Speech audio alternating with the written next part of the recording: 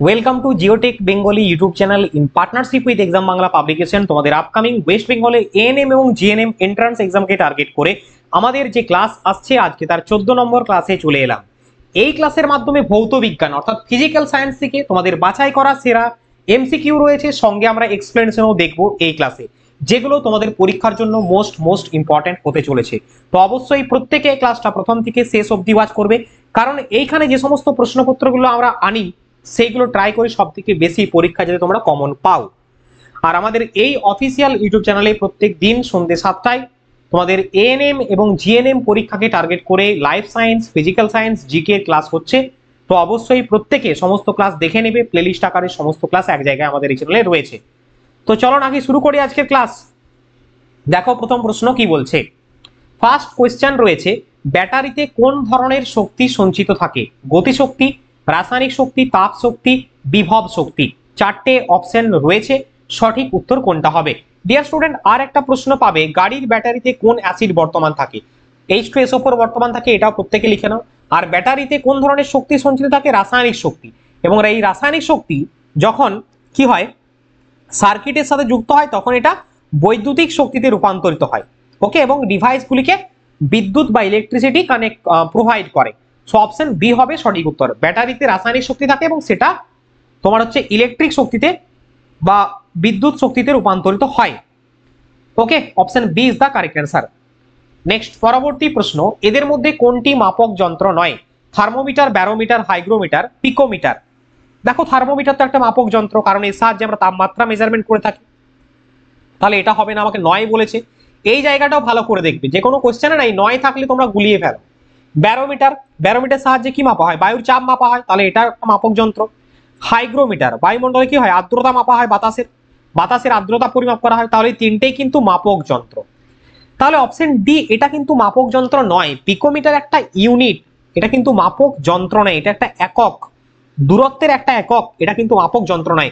সঠিক উত্তর তাহলে কোনটা হবে আমার? যেহেতু নয় বলেছে, option D is the correct answer.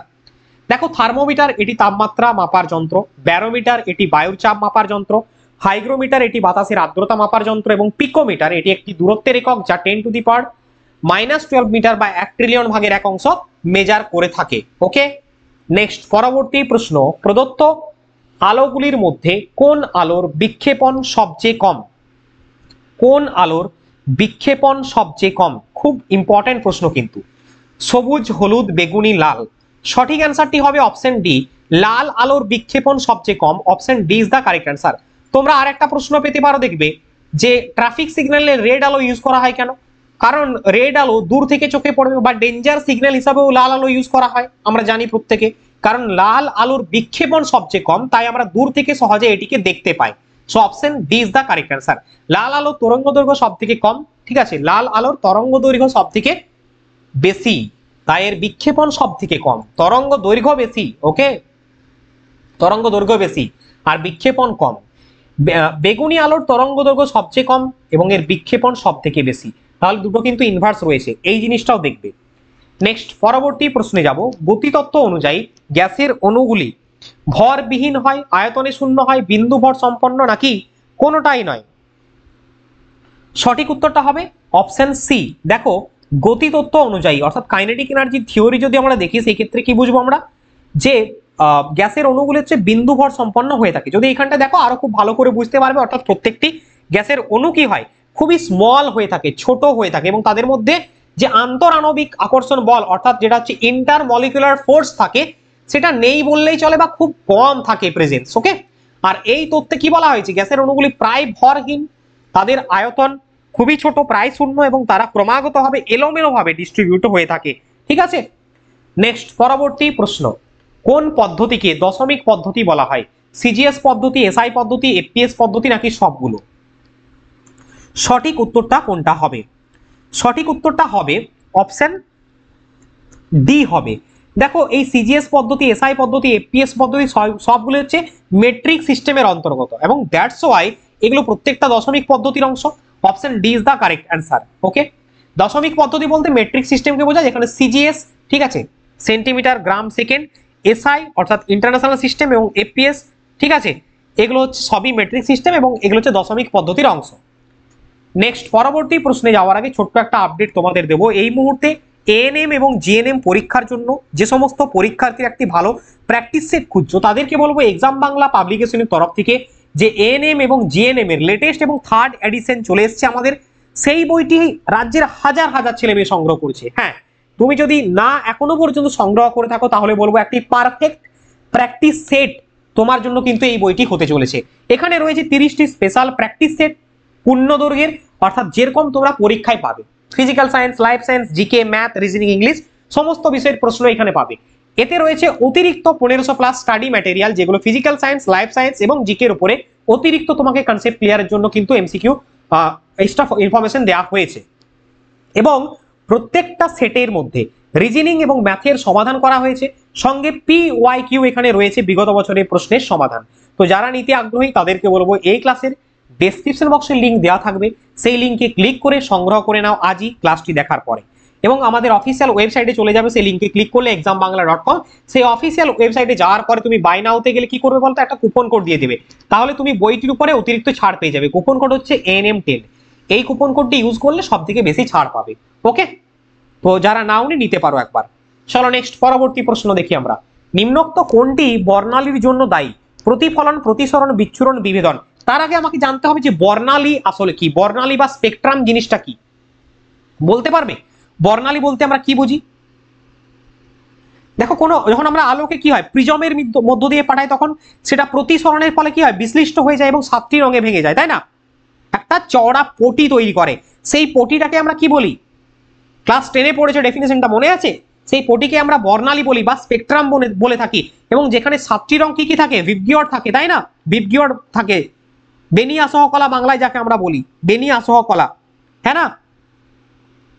বেনি আসহ কলা, বেগুনি, নীল, আকাশি, সবুজ, হলুদ, কমলা, লাল, এইভাবে কিন্তু সাজানো থাকে, হ্যাঁ না? তো এই জিনিসটাও কিন্তু প্রত্যেকে মনে রাখবে। ওকে, তো আমাদের সঠিক উত্তর কোনটা হবে বলতো? আলোর কোন ঘটনার জন্য হয় এটা?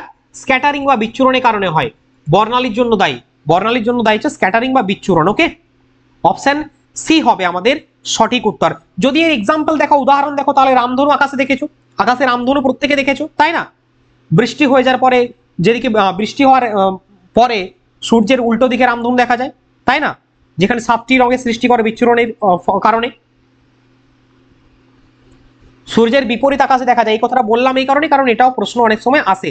সো অপশন সি হবে সঠিক উত্তর। নেক্সট পরবর্তী কোশ্চেন। আচ্ছা, এখানে তোমাদের একটা বিষয় এক্সপ্লেন করে দিই। প্রতিফলন, প্রতিসরণ, বিচ্ছুরণ, এই তিনটে জিনিস না তোমরা একটু গুলিয়ে ফেলতে পারো। সহজ ভাষায় আজকে একটু বলে দেবো, খুব ভালো করে পারলে নোট ডাউন করে নাও। দেখো, প্রতিফলন জিনিসটা আসলে কি? প্রতিফলন বা রিফ্লেকশন জিনিসটা আসলে কি? রিফ্লেকশন জিনিসটা আসলে কি? দেখো, আলো ওয়ান মিডিয়াম টু অ্যানাদার মিডিয়ামে যায়, সেটা তো আলাদা ব্যাপার। বাট যখন মিডিয়াম সেম থাকে, আলো ধরো কোন একটা লাইনে গিয়ে স্ট্রাইক করলো, ঠিক আছে? আলো কোন একটা লাইনে গিয়ে স্ট্রাইক করলো, ঠিক আছে? যেখানটা আলো পতিত হবে সেই জায়গাটা, বুঝতে পারছো? ধরো তুমি লাইট হচ্ছে এটা একটা, ফর এক্সাম্পল এটা একটা লাইন টানলাম আমরা, এটা একটা সারফেস, লাইট এলো এখানে পতিত হলো, ঠিক আছে? ইনসিডেন্স অফ লাইট, ঠিক আছে?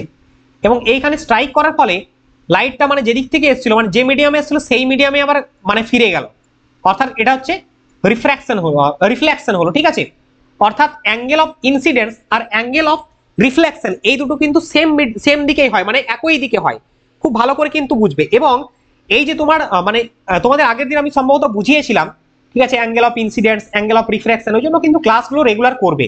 দেখো, এখানে যদি আমরা নর্মাল লাইন টানি এখানে একটা মাঝখান দিয়ে, নর্মাল এটা, তাহলে অ্যাঙ্গেল অফ ইনসিডেন্স এবং অ্যাঙ্গেল অফ তোমার হচ্ছে রিফ্লেকশন, এই দুটোই হচ্ছে সেম। অর্থাৎ অ্যাঙ্গেল অফ ইনসিডেন্সকে আমরা আই বলি, is equals to angle of reflection অর্থাৎ আর। এই দুটো কিন্তু সেম হয়ে থাকে, খুব ভালো করে দেখবে, এই দুটো সেম হয়ে থাকে।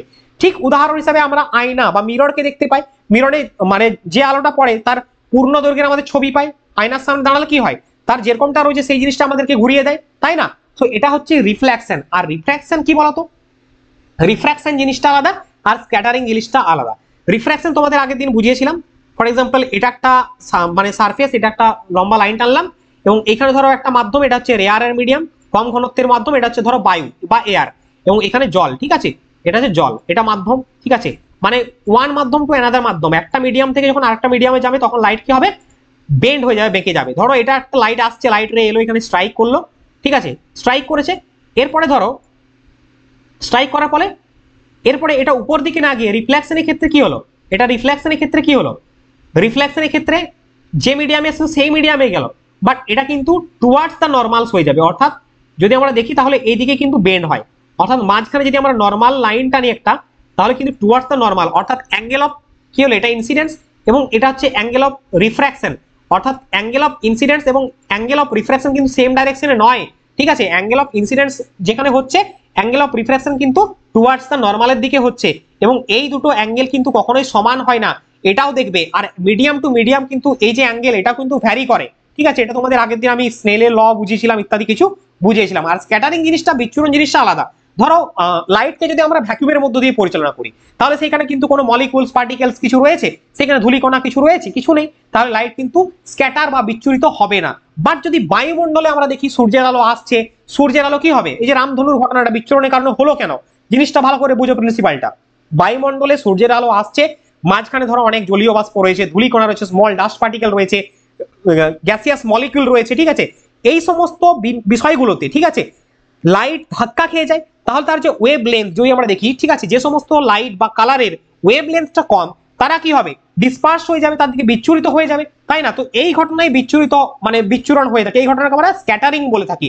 ফর এক্সাম্পল, সূর্য এখানে রয়েছে, তোমাকে যদি সিম্পল ওয়েতে বোঝানো হয়, এটা হচ্ছে সান।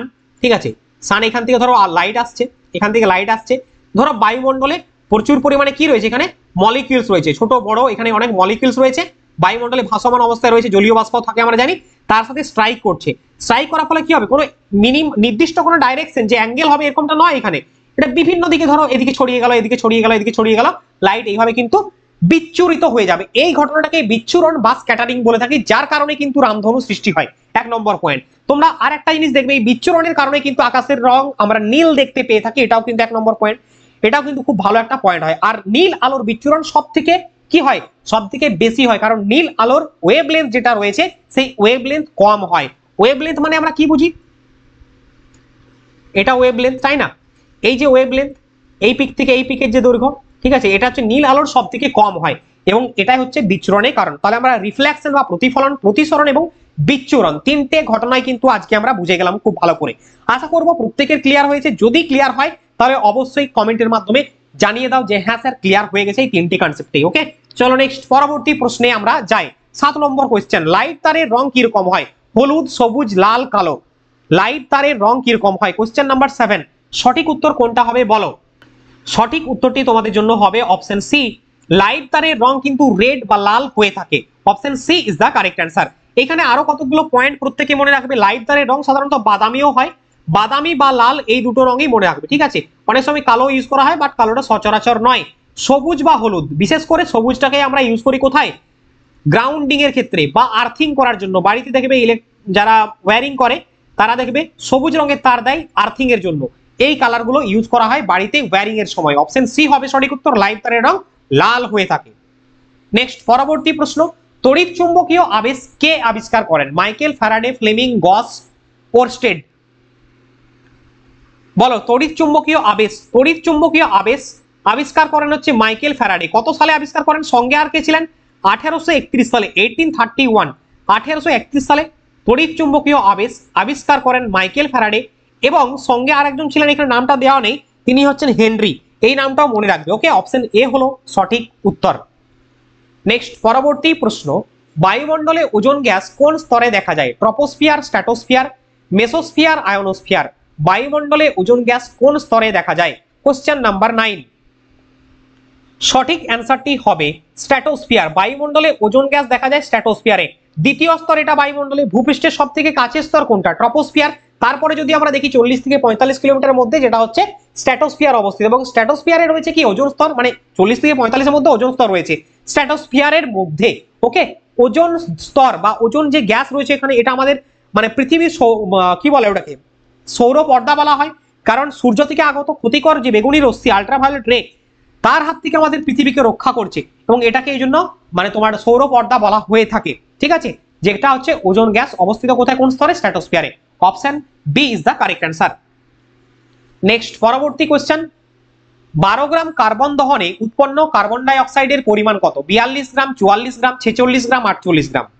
কোশ্চেন নাম্বার 10, 10 নম্বর প্রশ্ন, সঠিক উত্তর কোনটা হবে বলো? কোশ্চেন নাম্বার 10, সঠিক উত্তর হবে অপশন বি, 44 গ্রাম। 12 গ্রাম কার্বন দহনে উৎপন্ন কার্বন ডাই অক্সাইডের পরিমাণ হচ্ছে 44 গ্রাম। দেখো কার্বন এবং কার্বন ডাই অক্সাইড, ঠিক আছে, এর মধ্যে সম্পর্কটা কি? C+O2, ঠিক আছে, কার্বন এবং অক্সিজেন যুক্ত হয়ে CO2 এখানে হয়েছে, তাই না? কার্বন ডাই অক্সাইড আর কার্বন শুধু সি, কার্বন।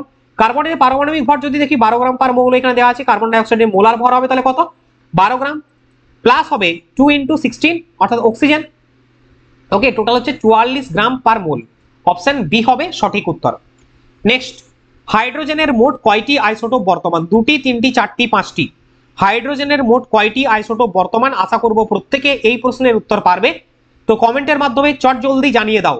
সঠিক উত্তরটা হবে অপশন বি, হাইড্রোজেনের 3টি আইসোটোপ দেখা যায়, অপশন বি। দেখো 3টি আইসোটোপ কি কি? হাইড্রোজেন, যেটা হচ্ছে হাইড্রোজেন 1 আইসোটোপ, সেটা হচ্ছে প্রোটিয়াম, আর ডিউটেরিয়াম হচ্ছে হাইড্রোজেন 2 এবং ট্রিটিয়াম হচ্ছে হাইড্রোজেন 3। এই 3টি আইসোটোপ নিয়ে গঠিত হচ্ছে হাইড্রোজেন। নেক্সট, পরবর্তী প্রশ্ন, নিচের কোনটি গতি গণনার সূত্র, অর্থাৎ গতি বা স্পিডের তোমার হচ্ছে সূত্র কোনটি? স্পিড সমান আমরা কি জানি? স্পিড ইকুয়ালস টু কতটা ডিসটেন্স গেছে কত সময়ে, ঠিক আছে, distance by time travelled. Okay, so option আমাদের এ হবে সঠিক উত্তর, অপশন এ, গতি সমান হচ্ছে দূরত্ব বাই সময়। নেক্সট, প্রতিফলনের সূত্র কোনটি? প্রতিফলনের সূত্র কোনটি? একটু আগে তোমাদের পড়ালাম, রিফ্লেকশন বা প্রতিফলনের সূত্র কোনটি বলো? আশা করবো 4টা অপশন পড়ে নেওয়ার পরে প্রত্যেকেই পারবে। আমরা কি বলেছিলাম? অ্যাঙ্গেল অফ ইনসিডেন্স এবং অ্যাঙ্গেল অফ রিফ্লেকশন দুটোই সমান হবে, এখানে মাঝখানে সমান চিহ্ন দেওয়া আছে, equal. So option D is the correct answer. Next, পরবর্তী প্রশ্নে চলো, বৈদ্যুতিক শক্তি গণনার সূত্র কোনটি? বৈদ্যুতিক শক্তি গণনার সূত্র, তো তোমরা এই সূত্রগুলো খুব ভালো করে দেখবে কিন্তু। ওকে, সঠিক উত্তর কোনটা হবে? কোশ্চেন নাম্বার 14, সঠিক উত্তর হবে option A, voltage into current. শক্তির সূত্র হচ্ছে ভোল্টেজ ইনটু কারেন্ট। দেখো যদি আমরা দেখি ভোল্টেজ ইনটু কারেন্ট সূত্র ব্যবহার করে বৈদ্যুতিক শক্তি গণনা করা হয়, আর এই সম্পর্কটি দেখায় যে একটি বৈদ্যুতিক সার্কিটে প্রতি ইউনিটে কত শক্তি খরচ বা উৎপন্ন হয়েছে।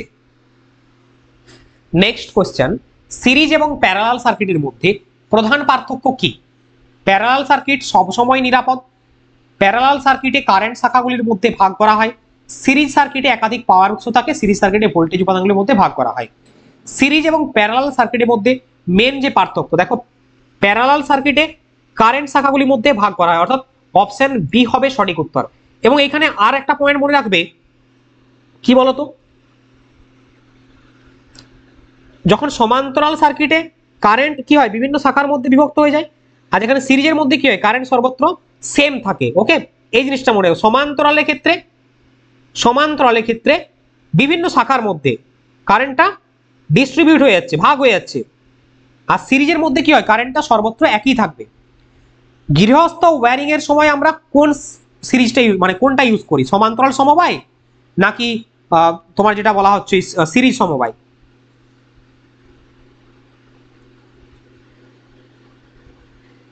বলো, বলতে পারবে? সমান্তরাল সমবায় ইউজ করে থাকি, এই পয়েন্টটা অনেক সময় পরীক্ষাতে আসে। এরপরে ক্যাটাগরি 2 এর আমরা বেশ কিছু প্রশ্ন দেখবো যেগুলো তোমাদের জন্য মোস্ট ইম্পর্টেন্ট। দেখো 16 নম্বর প্রশ্ন কি বলছে, বয়েলের সূত্র সম্পর্কে নিম্নে কোনটি সঠিক? এই প্রশ্নের উত্তর কারা পারবে? যারা বয়েলের সূত্রকে খুব ভালোভাবে পড়ে রেখেছে তারাই পারবে, আর যারা আমাদের ক্লাস রেগুলার ফলো করছে এখানে তো রিভিশন হয়েই যাবে একদম 100%। বয়েলের সূত্রে দেখো এটা কি বলছে, 1662 খ্রিস্টাব্দে প্রবর্তন করেন, কোনটি সঠিক বলেছে? আর তোমরা ক্যাটাগরি 2 এর ক্ষেত্রে জানো 1 বা 1 এর বেশি অধিক হয়, তো 1662 খ্রিস্টাব্দে প্রবর্তন করেন, একদম ঠিক। গ্যাসের ভর বয়েলের সূত্রের একটি ধ্রুবক, ঠিক কি বলো? গ্যাসের ভর বয়েলের সূত্রে একটি ধ্রুবক, ডেফিনেটলি একটা কনস্ট্যান্ট। উষ্ণতা বয়েলের সূত্রে একটি ধ্রুবক, এটাও ঠিক। বয়েলের সূত্রে গ্যাসের চাপ সম্পর্কে বলা হয়েছে, ডেফিনেটলি এটাও ঠিক। তাহলে আমার সঠিক উত্তরটা হবে কোনটা বলো তো? 4টাই ঠিক হবে। কেউ ভুল করে সি করলো, কেউ ভুল করে বি করলো, এ করুক যাই করুক না, সে নাম্বার পাবে, অর্থাৎ প্রত্যেকটা পয়েন্টই এখানে কারেক্ট। নেক্সট, পরবর্তী প্রশ্নে যাব, আলোক তরঙ্গ সম্পর্কে নিম্নের কোনটি সঠিক? আলোক তরঙ্গ এক প্রকার তড়িৎ চুম্বকীয় তরঙ্গ, ঠিক কি এই পয়েন্টটা? আলোক তরঙ্গ এক প্রকার তড়িৎ চুম্বকীয় তরঙ্গ, ডেফিনেটলি এটা ঠিক। আচ্ছা, 1 নম্বর অপশনটা হয়ে গেল ঠিক। লাল আলোর তরঙ্গ দৈর্ঘ্য সবচেয়ে বেশি, অপশন বি, ঠিক কি? হ্যাঁ ঠিক স্যার। বেগুনি আলোর তরঙ্গ দৈর্ঘ্য সবচেয়ে কম, হ্যাঁ স্যার ঠিক। ওকে, কম্পাঙ্কের একক হলো হার্জ, কম্পাঙ্কের একক কি হার্জ? বলো। হ্যাঁ, কম্পাঙ্কের এককও হার্জ। তাহলে চারটা অপশনেই ঠিক। ওকে, অপশন সবগুলো আমার এখানে ঠিক হবে আলোক তরঙ্গ সম্পর্কে। নেক্সট পরবর্তী প্রশ্নে যাব। নিম্নলিখিত কোন ব্যাখ্যাটি সঠিক? নিম্নলিখিত কোন ব্যাখ্যাটি সঠিক? মোস্ট ইম্পর্টেন্ট, কিন্তু এখানে ডেফিনেশন দেওয়া আছে। যারা পড়েছো খুব ভালো করে তারাই বলতে পারবে, যারা এখনো পড়োনি বলবো জাস্ট রিভিশন দাও, প্র্যাকটিস করো, ঠিক আছে? না হলে কিন্তু মুশকিল আছে। কোয়েশ্চেন নাম্বার 18, যে পদার্থের মধ্য দিয়ে সহজে তড়িৎ চলাচল করতে পারে তাকে তড়িৎ পরিবাহী বলে। একদম 100% ঠিক, খুব ইজি। যে পদার্থের মধ্য দিয়ে তড়িৎ সহজে যেতে পারে না তাকে আমরা কি বলবো? তড়িৎ অন্তরক বলবো, ইনসুলেটর বলবো। এটাও ঠিক। তড়িৎ বর্তনীতে একাধিক রোধ ব্যবহার করলে তাকে রোধের সমবায় বলে। রোধের সমবায়ের সংজ্ঞা কি? তড়িৎ বর্তনীতে একাধিক রোধ ব্যবহার করলে তাকে রোধের সমবায় বলে। একদম ডেফিনেটলি ঠিক। রোধের সমবায় 5 প্রকারের, বলো এটা কি ঠিক হবে? না, এটা ঠিক নয়। রোধের সমবায় 5 প্রকারের নয়, রোধের সমবায় 2 প্রকারের হয় স্যার। একটু আগে আমরা দেখলাম শ্রেণী সমবায় আর সমান্তরাল সমবায়। ওকে, বুঝতে পেরেছো প্রত্যেকে? ঠিক আছে, আমাদের এই তিনটে যারা ঠিক করবে অপশন এ বি সি, তারা কিন্তু অ্যান্সারে উত্তর পাবে, মানে কি পাবে এখানে? তারা মার্কস পাবে। যদি ভুল করে ডি পিক করে আসো তাহলে গেলে তুমি। ওকে, তো কোন ব্যাখ্যাটি সঠিক? এ বি সি তিনটাই ঠিক, লাস্টেরটা হচ্ছে ভুল। নেক্সট পরবর্তী কোশ্চেন, ফ্লেমিং এর বাম হস্ত নিয়মে কোনটি সঠিক? তর্জনী চৌম্বক ক্ষেত্রের দিক নির্দেশ করে, মধ্যমা তড়িৎ প্রবাহের দিক নির্দেশ করে, বৃদ্ধাঙ্গুষ্ঠ পরিবাহীর গতির অভিমুখ নির্দেশ করে। ফ্লেমিং এর সূত্র বলো। কোশ্চেন নাম্বার 19, একদম ফ্লেমিং এর সূত্রে তর্জনী চৌম্বক ক্ষেত্রের দিক নির্দেশ করে, এটাও ঠিক। মধ্যমা তড়িৎ প্রবাহের দিক নির্দেশ করে, এটাও ঠিক। বৃদ্ধাঙ্গুষ্ঠ পরিবাহীর গতির অভিমুখ নির্দেশ করে, এটাও ঠিক। মানে আমার সবগুলোই ঠিক, লাস্টে উপরে সবগুলোই ঠিক রয়েছে। অপশন ডি করতে পারো বা যে কোনোটাই করতে পারো। ওকে, সঠিক উত্তর হবে যে কোনোটাই। নেক্সট পরবর্তী কোশ্চেন, নিম্নের কোন উক্তিটি সঠিক? হেমাটাইট লোহার আকরিক, কপার পাইরাইট তামার আকরিক, বক্সাইট জিঙ্কের আকরিক, ক্রায়োলাইট অ্যালুমিনিয়ামের আকরিক। বলো সঠিক উত্তর কোনটা হবে?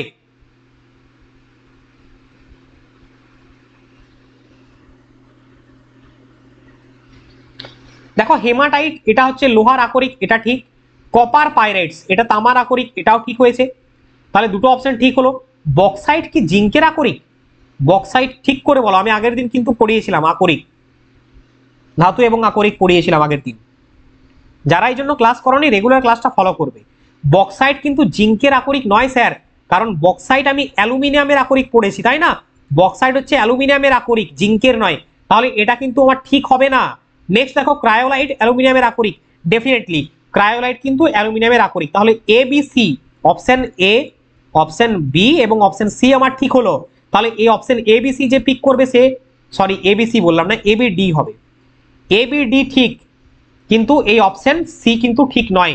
বক্সাইট হচ্ছে অ্যালুমিনিয়ামের আকরিক, বক্সাইট। ওকে, দেখে নাও, বক্সাইট অ্যালুমিনিয়ামের আকরিক। জিঙ্ক ব্লেন্ড, জিঙ্ক ক্লাইড, ক্যালামাইন হচ্ছে জিঙ্কের আকরিক। So dear student and aspirant, আজকের ক্লাসে আমাদের এই ছিল বাছাই করা সেরা এমসিকিউ অন ফিজিক্স আর ফিজিক্যাল সায়েন্স, যাই বলো না কেন ভৌতবিজ্ঞানের উপর থেকে তোমাদের এএনএম এবং জিএনএম পরীক্ষাকে টার্গেট করে।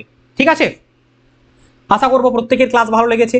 আর আমাদের প্র্যাকটিস সেটটা যারা নিতে ইচ্ছুক আগ্রহী রয়েছে তাদেরকে বলবো ডেসক্রিপশন বক্সে লিঙ্ক দেওয়া আছে, ক্লিক করে সেখান থেকে সংগ্রহ করতে পারবে। কুপন কোড ইউজ করবে ANM10, সব থেকে বেশি ছাড় পাবে। ওকে, আর আমাদের হোয়াটসঅ্যাপ গ্রুপ রয়েছে, সমস্ত ফ্রি ম্যাটেরিয়াল, পরীক্ষা সংক্রান্ত আপডেট এবং আমাদের ফ্রি ক্লাসের সঠিক টাইমিং আপডেট পাওয়ার জন্য অবশ্যই হোয়াটসঅ্যাপ গ্রুপে যুক্ত হয়ে যাও। দেখা হবে আবারও তোমাদের সাথে নেক্সট ক্লাসে। প্রত্যেককে শুভরাত্রি, good night to all of you. সকলে ভালো থাকবে, মন দিয়ে পড়াশোনা করবে। বন্দে মাতরম, জয় হিন্দ।